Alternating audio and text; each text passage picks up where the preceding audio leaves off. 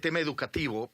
El pasado lunes, la ministra de Educación, Maruja Gorday de Villalobos, hizo un diagnóstico al cumplirse el primer trimestre del año escolar 2022. Es el diagnóstico sobre los primeros 3 meses luego de que los estudiantes regresaran presenciales a clase. Había una educación a distancia, 2 años de escuelas cerradas. Educación a distancia que definitivamente pasó dura factura al estudiante panameño y a la educación. Panamá fue el país que más tiempo mantuvo sus escuelas cerradas. Nos ha pasado una dura factura. Bien, para poner en contexto y entender el tema, analizarlo, presento a Nibia Roxana Castrillón. Ella es especialista en temas educativos. Lleva años analizando este tema. Ha sido parte del COPEME, del Compromiso Nacional por la Educación. Nibia, buen día, bienvenida. Gracias por estar con nosotros. Buenos días, gracias por invitarme. Te comento, en la entrevista que la ministra le dio a Castalia Pascual en Noticias AM, ella presentó de verdad un diagnóstico alarmante de varios temas, de ausentismo, de deserción escolar, de problemas de escritura y lectura, la capacidad de los directores del manejo de los fondos del FESE, el rol de los docentes ante los nuevos retos. Habló hasta de problemas de alimentación de los estudiantes. Si bien es cierto, has visto una gama de problemas, todos difíciles de atender incluso. Yo te pregunto, ¿cuál es el más grave y cuál debe atenderse primero para tratar de empezar a solucionar este problema? Bueno, todo lo que mencionas es muy importante, pero también lo sabíamos. Yo pienso que en estos 2 años todo ese diagnóstico de las posibles consecuencias de una educación a distancia y de no estar cerca de los niños, ya sabíamos que esto podía ocurrir. Ahora hay un elemento que sí hay que traer a la mesa, que para mí es el más importante y relevante y urgente en este momento, y es el tema de la nutrición de los niños. Ha pasado que anteriormente y por 2 años, las escuelas al estar cerradas, los niños no tenían acceso a su alimentación cuando estaban en los comedores escolares, su comida caliente, la galleta nutricional, la leche y la crema nutritiva. Entonces, ¿qué pasa? Hay un problema de desnutrición que se hace muy evidente cuando uno puede observar a los niños en las escuelas. En este momento es fundamental hacer los análisis de peso y talla de los estudiantes, hacer todo un proceso remedial en caso de desnutrición, si hay que darles hierro, hacerlo, si hay que desparasitarlo, hacerlo. También, por supuesto, darles todos los nutrientes necesarios para evitar que esos cerebros queden sin nutrición y queden atrofiados de por vida. Y por eso me refiero primero a nutrición, porque lo otro podemos tratar de arreglarlo en el tiempo. Cuesta mucho trabajo, no es sencillo, pero el tema de la nutrición sí es apremiante, sobre todo porque sí hay muchos cuadros y se reportan casos incluso de niños que van por días seguidos sin alimentación a las escuelas. Tradicionalmente, Roxana, el problema de desnutrición se veía en escuelas en áreas rurales. ¿Ese escenario también lo estamos viendo en escuelas en áreas metropolitanas de la ciudad capital? Definitivamente sí. Claro que está ocurriendo también en las escuelas del área metropolitana. Está ocurriendo porque el fenómeno que se dio tan disruptivo con la pandemia, que muchos padres de familia quedaron sin trabajo, sin perjuicio del hecho, y es importante insistir, antes de la pandemia ya 1 de cada 3 niños panameños era pobre multidimensional. Al ser pobres multidimensionales, eran ya niños que tenían problemas de nutrición, de cuidados primarios, de educación, de salud, también por supuesto temas de acceso a internet y de vivienda y servicios básicos. Entonces, esta situación se ha hecho incluso más acuciante y es por eso que nosotros tenemos que atenderlo. Y sí, hay problemas en áreas metropolitanas, en provincias cercanas, hay casos de desnutrición que se están encontrando en todo el país. Sabrina Bacal tiene pregunta. Sí, con este diagnóstico, con este cuadro tan preocupante que has visto, ¿qué le recomendarías a las autoridades? Porque creo que en este caso no es solamente Ministerio de Educación, también Ministerio de Salud. ¿Qué le recomendarías como, digamos, plan de urgencia o plan de emergencia para intentar recuperar el tiempo perdido, en este caso en la desnutrición infantil? Yo pienso que hay que hacer una intervención interinstitucional y también multisectorial. Hay un llamado a todas las fuerzas vivas del país para que colaboren incluso en las escuelas que estén cerca, para que esos comedores escolares estén operativos, porque el otro problema es que tenemos 3.150 escuelas y solo 600 comedores operativos de los más de 1.200 en el país.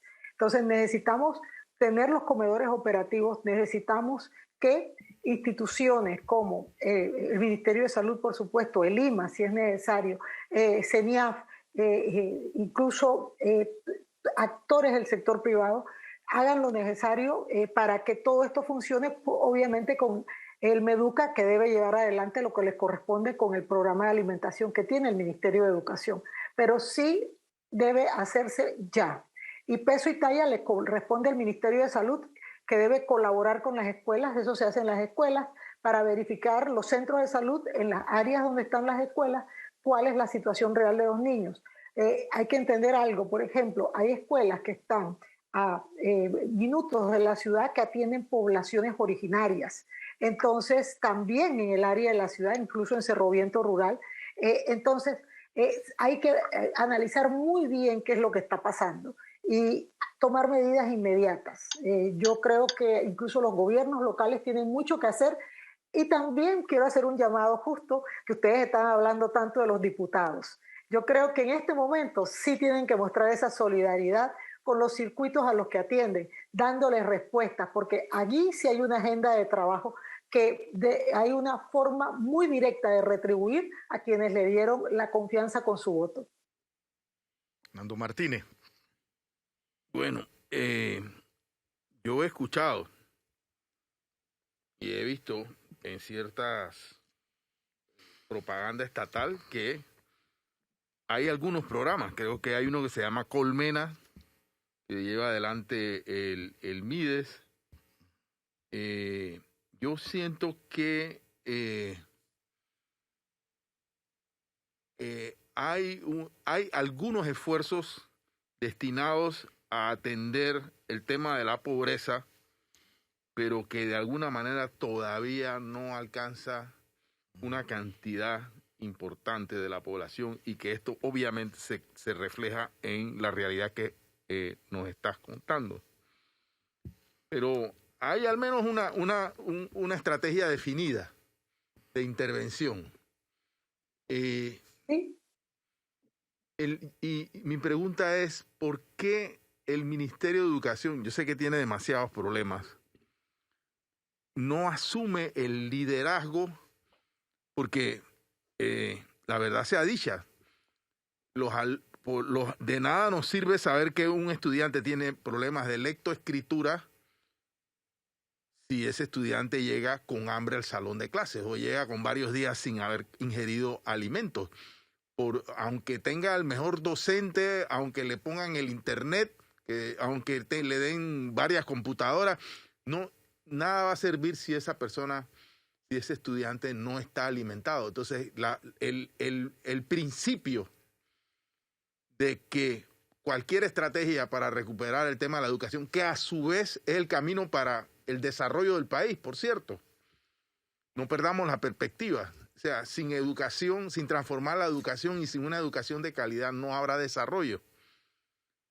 Entonces, pero lo inicial, lo básico, es que la persona no llegue al aula, no se presente ante su maestro con hambre. Sí, totalmente de acuerdo con tu planteamiento, Fernando. Sí hay programas. Yo creo que diste en el clavo, el tema es alcance. Fíjate qué interesante. Creo que en la entrevista que la señora ministra dio a Castalia, hablaba justo que el programa Colmena había llegado a aproximadamente 264 escuelas, creo que es la cifra que mencionó, y que se planteaba para el año próximo, 1.000, llegar a 1.000 escuelas. El tema al final es alcance y además, quiero insistir, hay un factor disruptivo, porque el plan Colmena fue enfocado antes de la pandemia y se enfocó justo en los distritos más pobres, que eso es muy importante y tomó en cuenta el índice de pobreza multidimensional. Es un instrumento técnico con lo que se construye el plan Colmena. No es algo que fue sacado de la manga. Ahora bien, todo el mapa cambió. Al haber situaciones, y yo te lo digo porque como mentora en Jóvenes Unidos por la Educación hemos visto casos de muchachos que tenían situaciones socioeconómicas que uno consideraría muy cómodas y al final han perdido una serie de recursos que antes tenían y han tenido que recurrir, incluso dejar la universidad, empezar a trabajar, hacer muchas cosas y justo nosotros nos toca aconsejarles porque el primer consejo siempre es que no dejen de educarse. Entonces, sí cambió el escenario y ante ese escenario cambiante, nosotros tenemos que comprender que debe haber agilidad, flexibilidad, compromiso y alianzas estratégicas.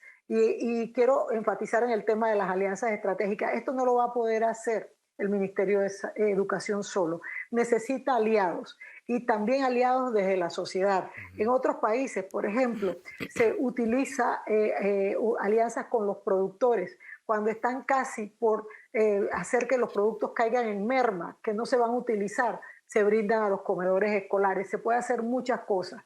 Lo que no se puede permitir es que nuestros niños y niñas dejen de comer en un país con un Producto Interno Bruto como el nuestro, porque créeme que yo como ciudadana, y hablo con el corazón en la mano, no puedo sentirme tranquila en las noches sabiendo que esto está pasando.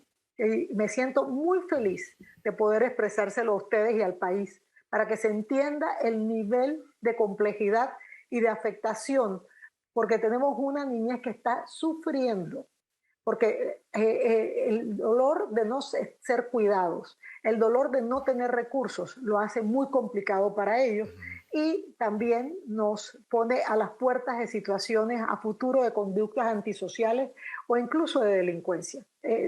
Sería terrible si no hacemos lo correcto en este momento, obviamente con intervenciones en salud socioemocional, con lo correspondiente en el tema educativo. Yo estoy totalmente de acuerdo, pero tiene que ser una estrategia holística y fundamental también, y se me había olvidado mencionarles, si tenemos los comedores andando, sabemos que es un factor de retención escolar. Correcto. Es muy probable que nosotros podamos combatir la desnutrición y al mismo tiempo efecto carambola, vamos a lograr retener más alumnos que van a la escuela por esa comida caliente. Así eso iba, Nidia. Desnutrición y pobreza definitivamente están totalmente relacionadas a otro problema que está golpeando la educación en Panamá, que es el ausentismo y la deserción escolar.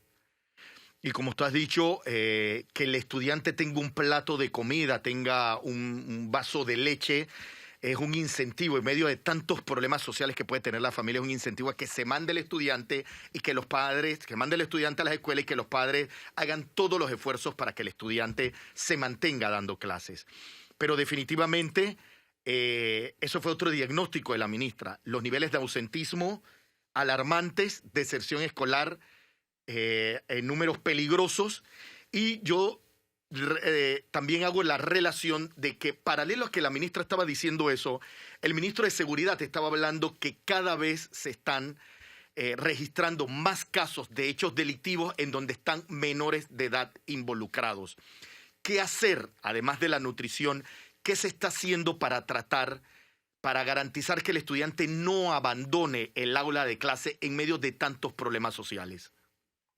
Muy importante, la ministra lo mencionó también en la entrevista con Castalia, el hecho que en su momento el COPEME, desde que se retornan a clases en modalidad virtual, se hace evidente la situación de que hay 75% de asistencia en modalidad virtual y hay un 25% que en un principio no se conectaba. En ese momento, el COPEME ofrece al Ministerio de Educación un protocolo que es la Red de Retención y Reinserción Escolar, que promueve una alerta temprana para que efectivamente no exista esa situación en donde nos damos cuenta que los alumnos salen del sistema justo al final del año escolar cuando se reporta. Eso es inaceptable. Y eso ha estado ocurriendo por años en Panamá. Precisamente las cifras frisaban los 14.000 estudiantes anuales y 46.6% en el año 2018 era de premedia. pero también hay un porcentaje importante de alumnos que estaban desertando en primaria y también en media. Entonces, ya se sabe, justo hablábamos ayer sobre el hecho de que en los centros de cumplimiento donde hay menores de edad, hay chicos que en su inmensa mayoría son desertores escolares y con problemas de lectoescritura, de comprensión lectora y de matemática básica. Y eso hace que nosotros tengamos que comprender que si invertimos en educación, si enfocamos nuestras energías y hacemos sinergia en las escuelas, nosotros vamos a tener la posibilidad de tener cárceles más vacías, que es lo que nos interesa, y menos muchachos involucrados en actos antisociales. Eso es una realidad. Y además tengo que mencionar algo, y quiero hacer un llamado para que se considere la educación inicial, 0 a 3 años, porque también se sabe que los niños que están en edad de educación inicial, cuando se hace lo correcto, porque ahí se forma el apego, y justo es lo que no tienen los niños que tienen pobreza multidimensional, resulta ser que cuando se puede lograr a través de una buena educación inicial, que no la tienen los niños más necesitados. En Panamá la cobertura es muy pobre en el sistema oficial. Sí, aprovecho que usted mencionó el COPEME para referirme a la necesidad de que en materia de transformación educativa existan compromisos y estrategias de largo plazo. Fíjese, nosotros hicimos un TVN Investiga sobre el tema educativo y una de las cosas que se verificaron sobre la marcha fue que en la administración pasada se gastaron cientos de millones de dólares enviando, creo que a miles de profesores a supuestamente aprender inglés a universidades de los Estados Unidos. Se hizo una evaluación posterior de esa inversión. Creo que solo el 15% de todos los docentes que recibieron estas becas podían alcanzar un nivel de certificación de inglés. Y no me quiero referir solo a eso, sino que cada 5 años llega un presidente, cualquiera que este sea, con su librito bajo el brazo. Unos regalaron computadoras que al final las computadoras no estaban integradas al sistema. Otros becan profesores. O sea, se despilfarra el dinero y no se orienta hacia lo que es esencial. Ahora tenemos el COPEME, y el COPEME representa un conjunto de compromisos y estrategias obtenidos en base a un consenso importante en el que participan todos los actores. Dígame, ¿cómo ve usted esto? Si esto va a tener o va a resolver la garantía de un proceso continuo, como debe ser en materia de transformación de la educación. Esa pregunta es muy interesante. Yo tengo el problema cuando tengo que contestar eso, como a mí me tocó participar en el diálogo Compromiso Nacional por la Educación y en el presente represento al Consejo Nacional de la Empresa Privada en el COPEME. De pronto estoy un poquito sesgada. Creo que no voy a hablar lo más técnicamente posible.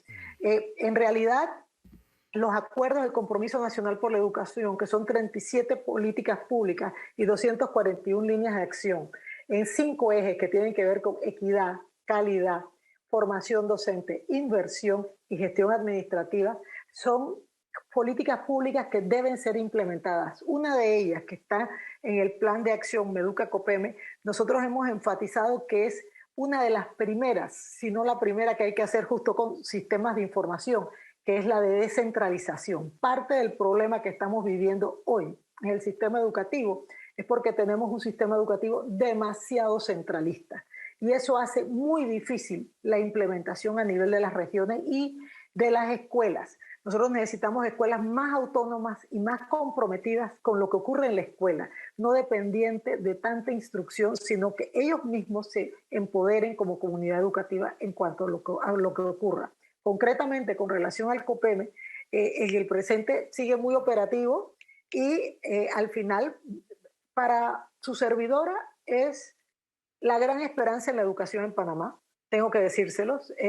Yo creo que aquí no vienen más diálogos, no van más diálogos. El que le diga a usted que hay que sentarse para dialogar, de verdad que no ha sido un espectador atento. Ni siquiera no es necesario ser protagonista, ser un espectador atento, porque ha habido todos los acuerdos importantes y relevantes, e inclusive los acuerdos del compromiso fueron actualizados con la crisis de la COVID-19 a través de todos estos protocolos, incluso el de la red de retención y reinserción escolar, y hasta con una política de educación a distancia y una estrategia para el retorno a clases.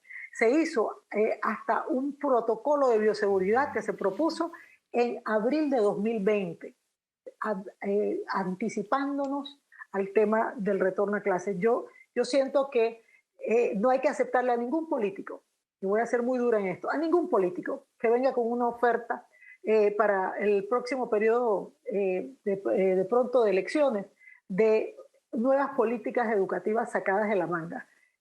La verdad es que ahí estuvieron 17 gremios magisteriales, estuvo la empresa privada, el Consejo de los Trabajadores, estuvieron los educadores, la academia, los estudiantes, los padres de familia, los ONGs educativas y el Ministerio de Educación como un actor más. Hoy complementa ese trabajo la Secretaría Nacional de Ciencia y Tecnología e incluso hay una representación de la Asamblea Nacional de la Comisión de Educación, Cultura y Deportes.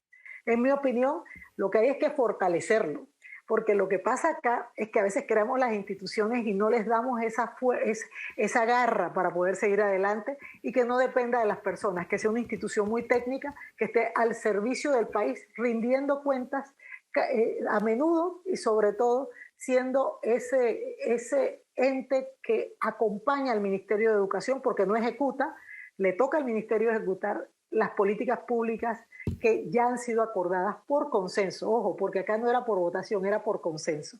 Así que tiene una fortaleza y un rigor muy importante que no puede ser desechado. Sabrina Bacal. Definitivamente que más diálogos sería inaudito con el estado actual de la educación. Hablamos un poco del tema de deserción y hablamos del tema de la desnutrición y no hemos hablado de otro tema que tiene que ver con las carencias académicas que han quedado después de 2 años prácticamente perdidos en educación. Rosana, ¿cuál sería para usted la mejor estrategia desde el punto de vista académico para recuperar el tiempo perdido? Excelente pregunta, gracias Sabrina por la pregunta. Te cuento, ya existen varias herramientas y en este momento las herramientas ya las tiene el Ministerio de Educación. Lo que se necesita es que se ejecuten a nivel de los centros educativos. Y aquí yo sí quiero hacer un llamado porque esto tiene que ver con los directivos y con los educadores y a los padres de familia también, porque deben preguntar, hay un elemento fundamental que son los derechos fundamentales de aprendizaje, establecidos en su momento para tener claro qué deben saber los niños, con qué profundidad y qué deben saber hacer con esos conocimientos. Están en todas las materias básicas en primaria, ciencias naturales, ciencias sociales, matemática y español. Hay que verificar que los niños sepan y tengan estas competencias que dan justo conocer y saber los derechos fundamentales de aprendizaje.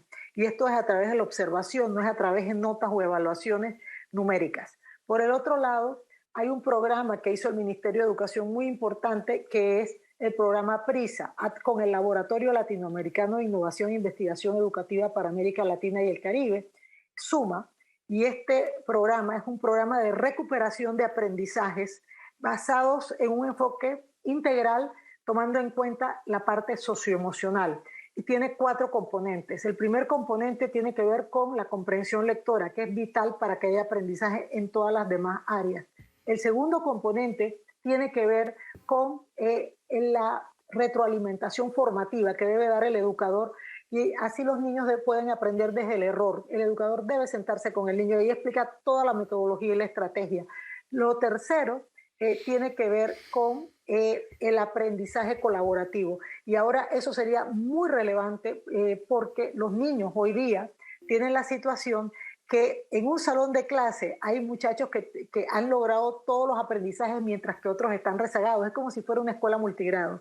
Entonces, con este aprendizaje colaborativo, se pueden ayudar y aprender entre ellos. Y por último, los aprendizajes socioemocionales, tomando en cuenta que los muchachos han estado muy afectados por el tema de el encierro, no ver a sus compañeritos, la parte de socialización, incluso conexiones neuronales que no se dieron a tiempo en ese aspecto, y es muy importante tomarlo en cuenta. Todas estas estrategias y todos estos manuales que están en línea en el portal del Meduca fueron desarrollados tomando en cuenta las estrategias que a su vez han tenido impacto en todo el mundo para aprendizajes post-COVID.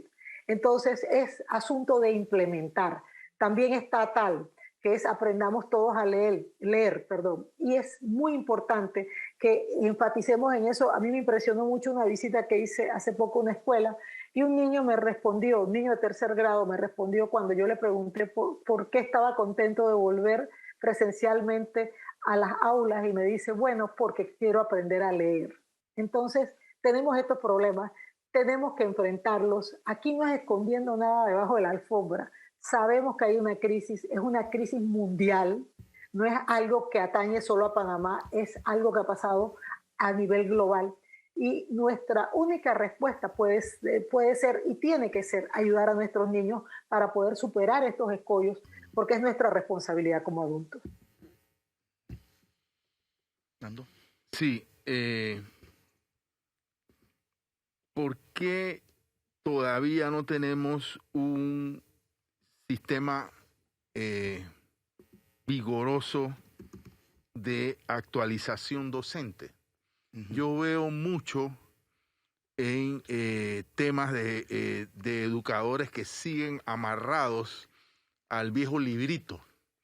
Y el viejo librito, si no funcionaba antes de la pandemia, ahora después de la pandemia está peor. Y también escuché a la ministra decir que de parte de los docentes no ha habido creo que es el 50.4, no estoy seguro si es esa cifra, la participación de docentes en los diplomados que se han puesto a disponibilidad de los docentes. 50.4 de los convocados significa que un 40 y algo no decidieron no participar. También creo que hay un tema de insuficiente capacidad online de los docentes. Sé que el Meduca puso o creó el programa Esther, creo que se llama.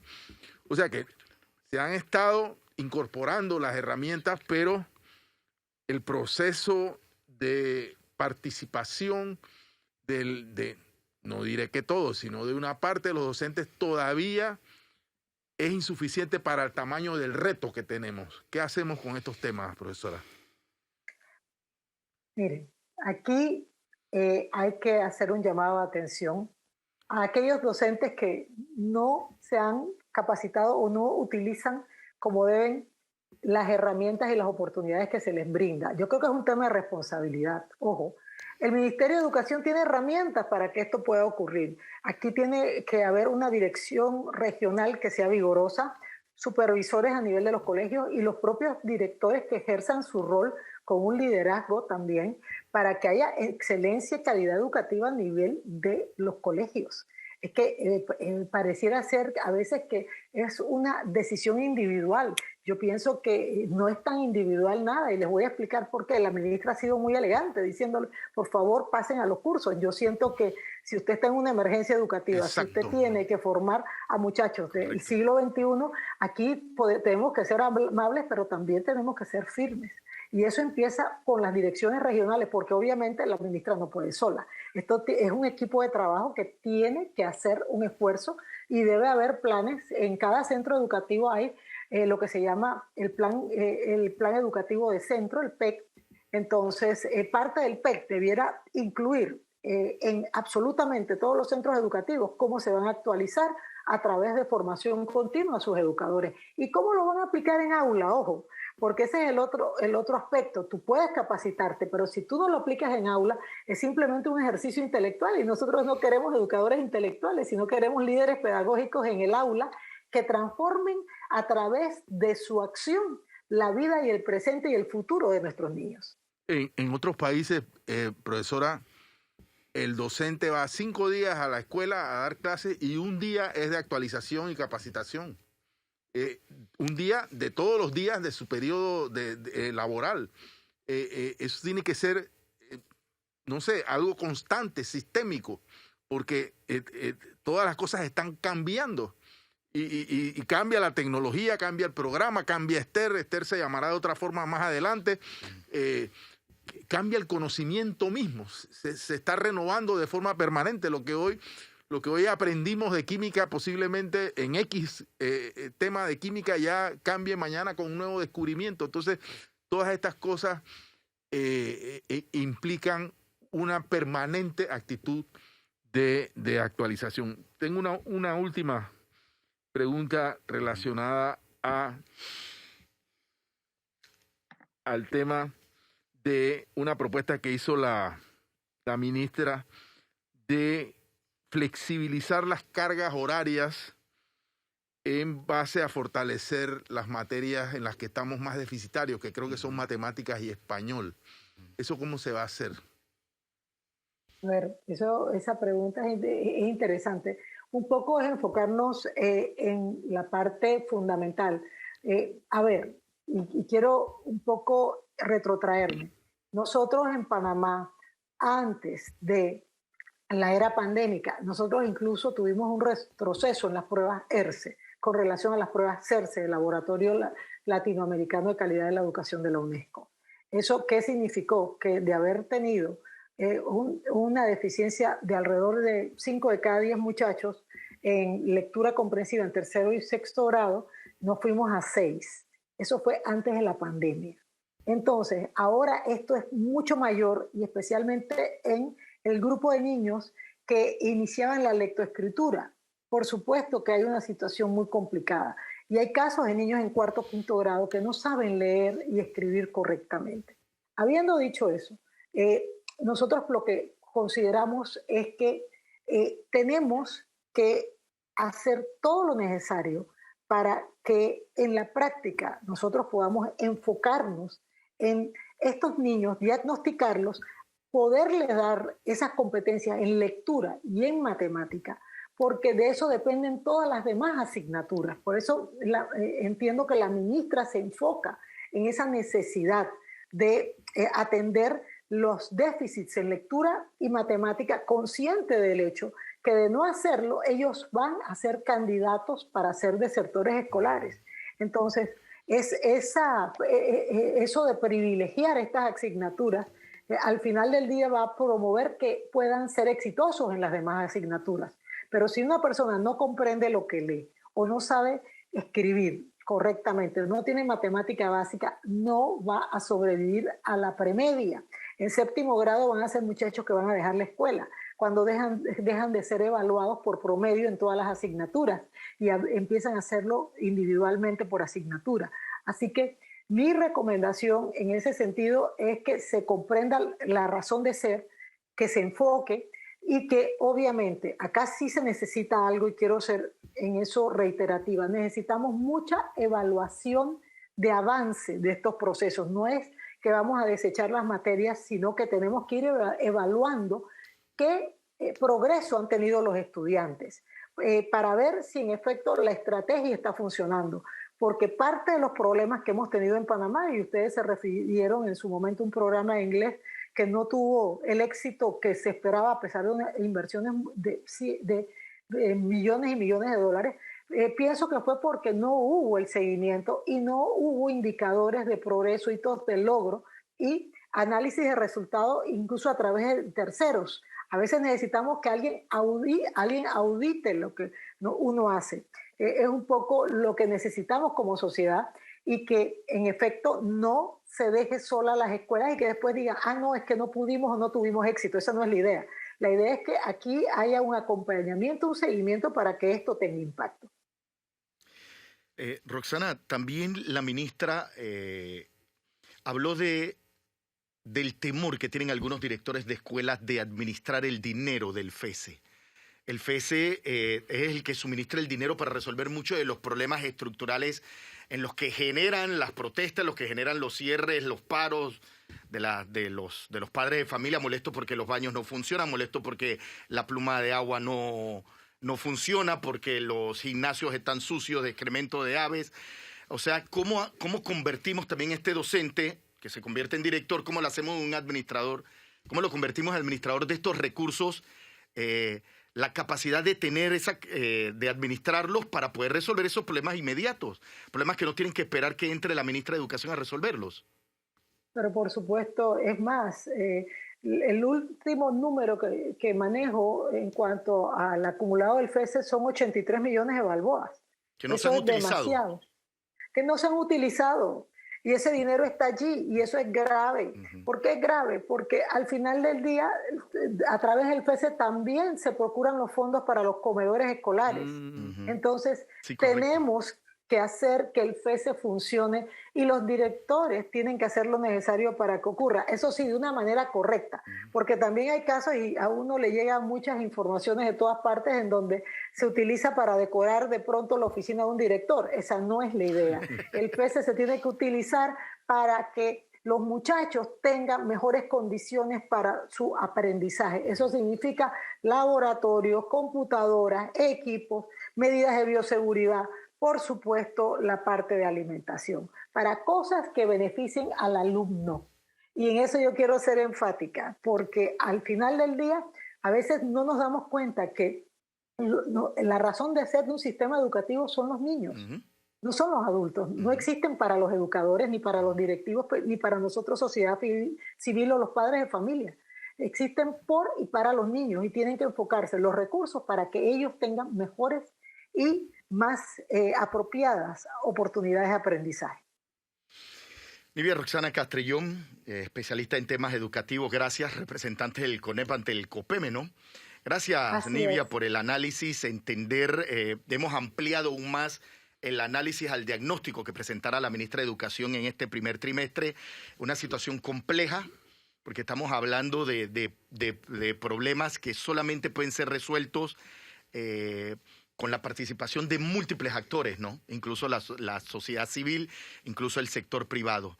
Nibia, muchas gracias. Vamos a estar pendientes a ver cómo enfrentamos estos problemas. Solamente una cosita, diste en el clavo. Esto no es un problema del Ministerio de Educación, esto es un problema de nuestra sociedad. Muy probablemente en 10 años nadie se va a acordar quién estaba en el Ministerio de Educación, pero sí vamos a vivir las consecuencias si no hacemos nada. Así que mi invitación es que nos hagamos parte de la solución y no de los que juzgan o hacen auditoría social explicando quiénes son los culpables. Al final sabemos quiénes van a pasar mal y son nuestros niños y jóvenes y no se lo merecen. Gracias, Nibia. Vámonos a nuestra segunda y última pausa comercial. Cuando regresemos, vamos a repasar algunos temas que hacen noticia. Vamos a hablar un poquito del vale digital y subsidios.